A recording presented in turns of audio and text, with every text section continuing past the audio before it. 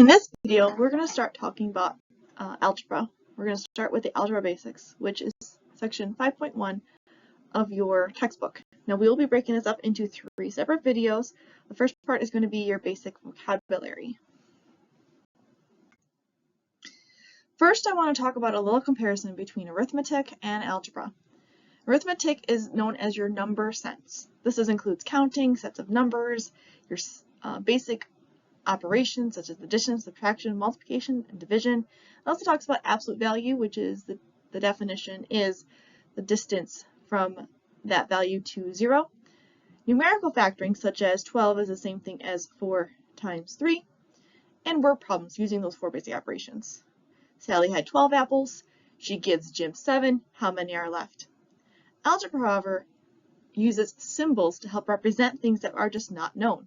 This includes equation solving, graphing equations, polynomials, polynomial factoring, and word problems involving unknown values with those 4 basic operations. It is this half that we are going to be focusing on. We're going to be focusing on using algebra to solve problems and not just simple arithmetic. First, let's talk about some definitions. We have the definition of variable. Variable is a symbol or a letter that represents an unknown quantity.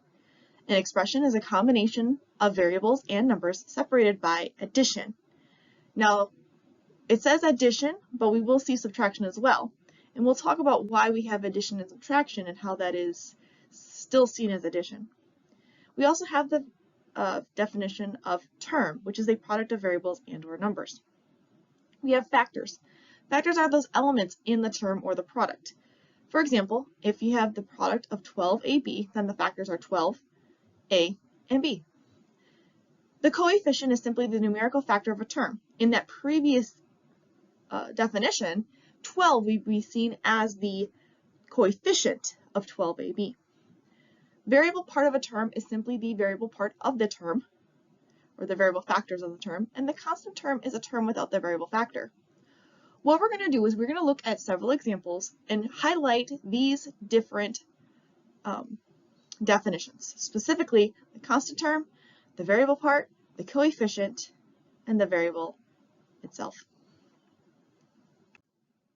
So let's go ahead and identify some parts. Let's suppose that we have the expression 3p plus 2. We want to determine the variable or variables in this expression. We see that we have the letter p. Then by definition, the variable would be p. What is the variable term or variable terms?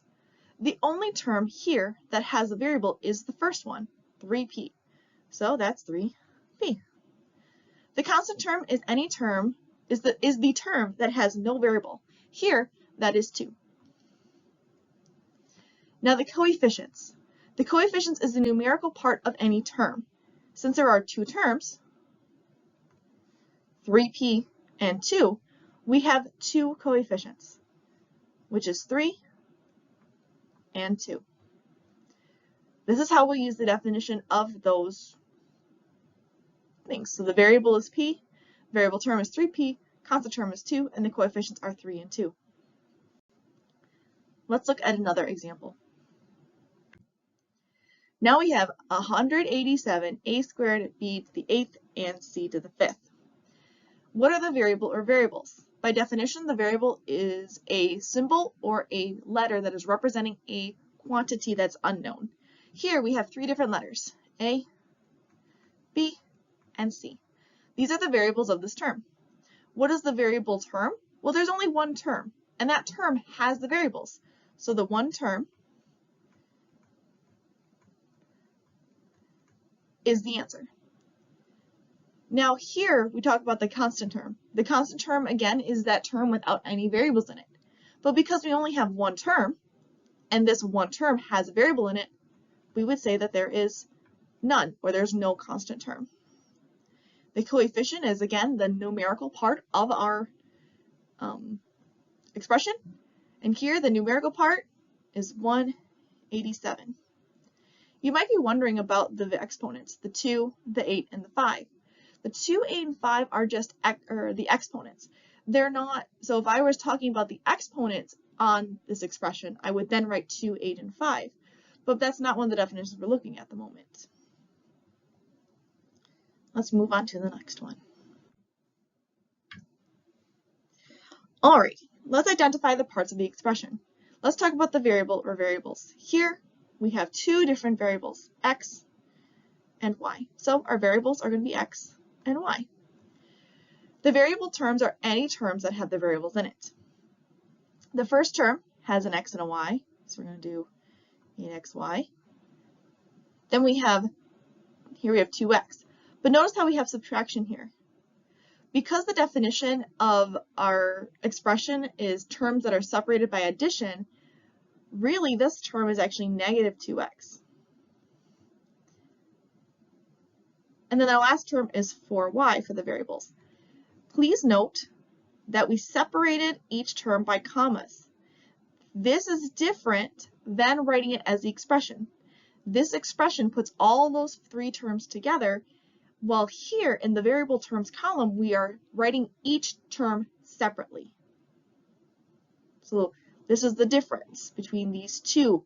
This expression is all put together as one entity, while the variable terms are separated based on each term.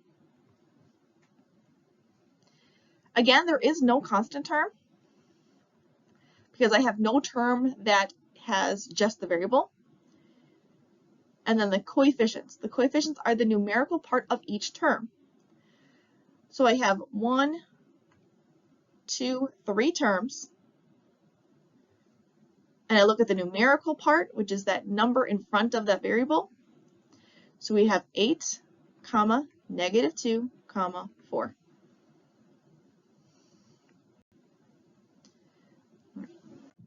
One more. Let's suppose we just have the expression 1/5. Now you might be thinking, wait, this is a number. So how can we just have this 1/5? Well, by definition, this is still considered an algebraic expression. It just happens to be one without variables, which means I have none variables, which means I have no variable terms, but I do have a constant term, which is 1/5.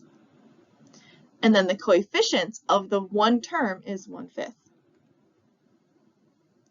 So even though this expression does not have any variables, it's still considered an algebraic expression. But that means that there are no variable terms, there's no variables, and therefore no variable terms. But there is a constant term itself, and then the coefficient is also itself. You might be wondering why we're even doing this, because sometimes it seems straightforward. The reason we're doing this is because when we go into evaluation and simplification, we have to be able to pick out these particular pieces of an expression. We can only combine terms if certain conditions are met. This will be addressed in the next video when we talk about the so-called actions on expressions. All right. I want you to pause the video and give yourself some time to answer the following, to look at these 3 questions. And I want you to identify the terms, the variable part of the terms, the constant terms, and the coefficients of each expression. Hopefully you have paused the video to give you some time to try it out. Let's look at the answers. For the first one, the terms are 8x squared minus 4y and 1, where these, of course, these are considered, where these are considered variable terms. And of course, we see that the 1 is the constant term. The variable parts of that is going to be x squared and y, because those are the variables. And we have the coefficients of 8, negative 4, and 1. For the next one, we just have one term, which is y cubed, but that's also the variable part of that one term, or it's also known as the variable term. Variable term, which is y cubed. The constant term, there is none, so therefore there's none, but the coefficient of that term, y cubed, is 1. Always remember that although there may not be a number in front of a variable, that does not mean that the coefficient is 0. It means the coefficient is 1. Because otherwise, if it was 0, well, 0 times a or 0 times y in this case would be 0. And then finally, we have this. We have 4 different terms, or 5 different terms. 1, 2, 3, 4, 5, where all but the -2 are considered variable terms. The variable parts of each of those terms is a squared, or b squared, a squared b, ab, and s. And the coefficients in order are, or the coefficients are 1, which comes from this first term, -1, 1, -9, and 2.